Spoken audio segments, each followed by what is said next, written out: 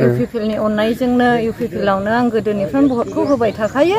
बिसोरनि देरहानायजों लोगोसे आं मोननो हाबाय न'बो आं मोनबाय अरुणोदयबो आं मोनजाबाय प्रेम किसानबो आं मोनबाय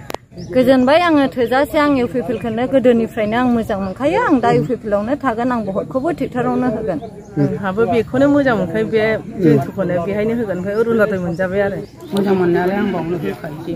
आं गोदोनिफ्रायनो सिथाबना दंखायो दानि बिटिआर सरकारनि गेजेरजों गोजोननाय होननानै बुङोब्ला जों गिबियावनो हमना ला जोंनि नैबे खुंग्रिं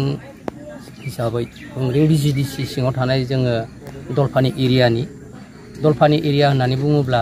सेलेखागुरि एरियाखौ लानानै जों सेलेखागुरि एरियानो जोंहा दलपानि गोग्लैयो दा थिग बे हिसाबै सेलेखागुरि ओनसोल एबा खुंग्रिं ओनसोलाव दिनैनिफ्राय 17 बोसोर सिगां 3 बोसोरनि सिगां 17 बोसोर बै जेब्ला बिपिएफनि आमल समाव जोंनि बे थासारिया खोब गाज्रिमोन जेरै आर्मि मिलिटारि पुलिस बिथांमोनजों अन्याय अत्याचार खालामजायोमोन जायनि जाहोनाव सरकारा जोंफोरखौ एसेबो हेफाजाब खालामामोन पुलिस फैयोब्ला बे एनबिबिनि मानसि होननानै हयथ' जोंफोरखौ खोब खुसि खालामलाङोमोन जों सरकारनिफ्राय जेबो हेफाजाब मोनामोन दा फैनानै 2-3 बोसोर जाबाय अर्थात 2020 मायथाइनिफ्राय जोंनि बे एरिया खुंग्रिं अर्थात जोंनि सेलेखागुरि ओनसोला जथेस्थ' मोजां थासारियाव फैबाय आर्मि पुलिसनिफ्राय जोंहा गिनांगौ गोनां गैला जाहोना जाबाय मा थांनाय 2020 मायथाइयाव जे बिटिआर सुक्ति जानाय बिटिआर सुक्तियाव जोंहा सार प्रमद बिथांनि नारा-नाथा नाजानायाव जोंनि माखासे थासारिखौ मोजां खालामनो हादों जेरै आर्मि मिलिटारि पुलिस बिथांमोना थांनानै जोंनि सायाव दायो अन्याय अत्याचार खालामनाया गैला दा बे आरो बेजों लोगोसे थांनाय 17 बोसोराव जोंनि सेलेखागुरि ओनसोल हिसाबै 10था गामि दङ बे 10था गामियाव आइअएनि न' हिसाबै जोङो गंनैल' मोननो हादोंमोन दायो नैबे बोसोरथाम जाबाय इउपिपिएल सरकाराव जोङो जोंनि 10था गामि हिसाबै दायो जों 58 जों आइअए न' जों मोननो हाबाय आरो बेजों लोगोसे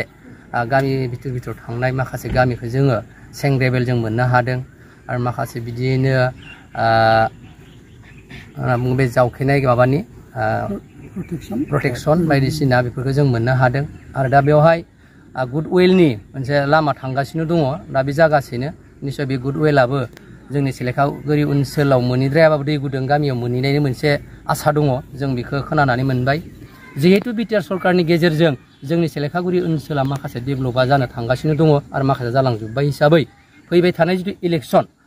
लकसभा दा बे लकसभायावबो जोङो जोंनि दलपानि हिसाबै सेलेखागुरि ओनसोल हिसाबै जोंहा नैबे इउपिपिएल अर्थात सार जयन्त बिथांनो भटखौ होगोना साखाफारा जाखाबाय आरो सार जयन्तखौनो जोङो भट होनानै देरहाहरनानै फैबाय थानाय जिथु सम बे समाव आरो माखासे डेभेलपा जोंनियाव मोनहैबावगोन जों बेखौ आसा खालामदों